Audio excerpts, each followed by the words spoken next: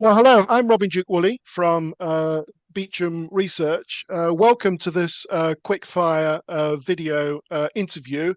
I'm talking with Steffen Steinmeier, who is head of EMEA IoT and automotive sales at Giesecke Devrient. So, welcome to you, Steffen. Hi, Robin. It's a pleasure to talk about this exciting topic today. Indeed, yes. So, we're talking about iSIM and the introduction of iSIM in this market, a very topical area right now, as you say, Stefan. So, just to start this off, how would you position iSIM compared with eSIM? So everybody's heard of eSIM, not so many people have heard of iSIM. How would you position the two together?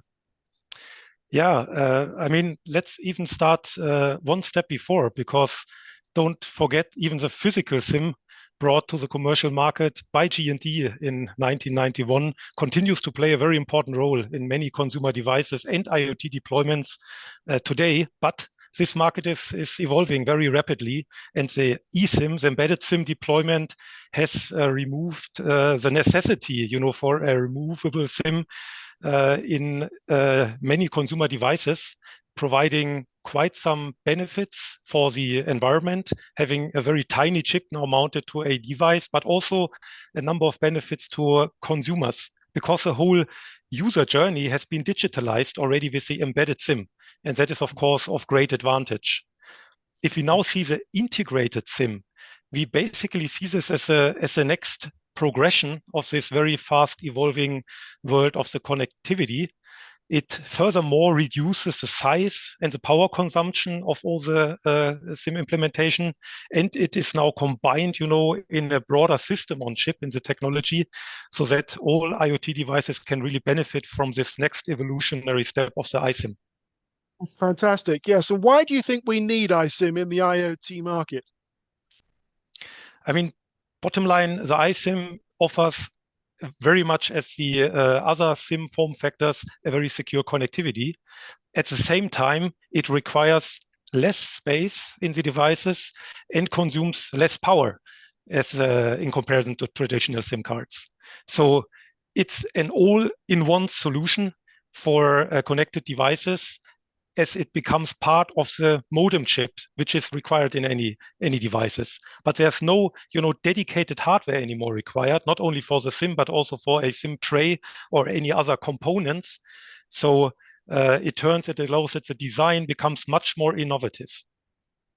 It Okay. helps Yeah. so to reduce footprint, enhance sustainability by less power consumption, and it is embedded in a hardware, so that at the end of the day, it allows lower and lighter device design using less plastics and less components. So a number of advantages related to it.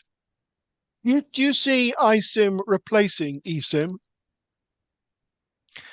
We do see that eSIM and iSIM and even physical SIM, remain very relevant in particular market segments. Right. And of course, in the evolution of these different technologies, the iSIM has definitely the potential, to break ground into new, especially this low power wide area network IoT context, but also eventually to evolve to the high end 5G solutions with the advantages, of less footprint, smaller power supply, and a very flexible all-in-one solution that it brings. So it's helping to expand the market, you would say. Yeah, that's how we see this. With each step of this SIM evolution, let's take the introduction of the embedded SIM, which helped to digitalize onboarding processes. Yeah, no nitty-gritty handling of plastics required in order to get Right. a connectivity contract. Now with the iSIM, basically all the supply chain for IoT manufacturers is eased a lot, because they don't have to care about any dedicated component. It's all there. And at the same time, they reduce size, can build more compact, and can also build devices which are used in constrained frameworks. Yeah, if you talk about, for instance, 10, 15 years lifetime for a gas or a smart electricity meter, where, of course, this kind of technology is very well suited to. Suited that. Yeah, great. That's super. So how secure do you think iSIM is compared with traditional SIM cards? Yeah, that's also a very important question because security has always been the heart of SIM technology. And we have to make sure that the iSIM offers same level of security as in comparison to, the traditional plugin or eSIM formats.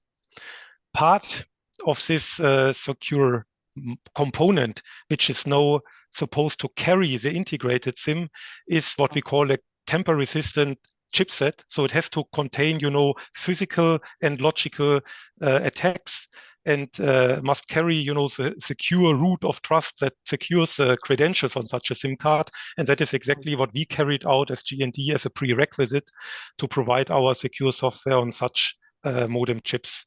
So yes, security has to be at the same level as other form factors. Would you say that the iSIM is more secure than a traditional SIM card?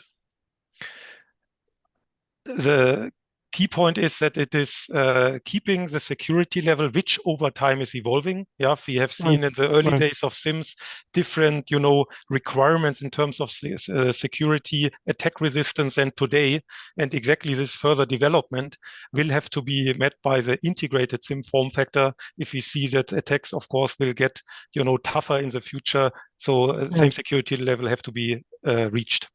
Okay. Now, SIM cards have always been issued by mobile operators. To what extent does iSIM change this, do you think? Right. Now, I mean, the secure connectivity will continue to be provided by the mobile network operators. No principal change in that concept. What is changing, on the one hand, is that the range of device categories are, broadening to a far extent. We are no longer only talking about smartphones, PCs, wearables. We are now talking about, trackers, healthcare devices, or smart metering carrying SIM cards. And this is where we see that the iSIM delivers the advantages for this very, compact, small size, also flexible form factors for IoT devices, deploying the same connectivity coming from the MNOs, and allowing also various channels to deploy these contracts, because no longer at the end only a SIM card needs to be plugged in, but you can already, load on a pre-configured device a connectivity at any stage of the value chain. So it increases flexibility, basically. Okay. And what do you see as Giesecke and Devrient's role in all this? Now, we as G&D are driving innovation and standardization about connected devices for many years. I think I mentioned earlier that more than 30 years ago, G&D were the first to introduce the physical SIM cards. We are happy to be ranked in recent studies the number one embedded SIM and eSIM management technology provider. Close to 1 billion UICCs, more than 100 virtual SIM cards have been issued by G&D. And now, by the introduction of this iSIM, we continue to, build the milestones of innovation in the SIM technology. We have announced the first commercial iSIM solution back in 2021, and today see this technology, really becoming commercially, seeing a commercial uptake for this new IoT solutions. And that's, I believe, we want to continue. Right. Super. Okay, well, thanks very much, Stefan. That's a really good analysis of where iSIM is in this market. Thanks very much for your involvement in this short video. Bye for now. Thanks, Robin. It was a pleasure talking to you.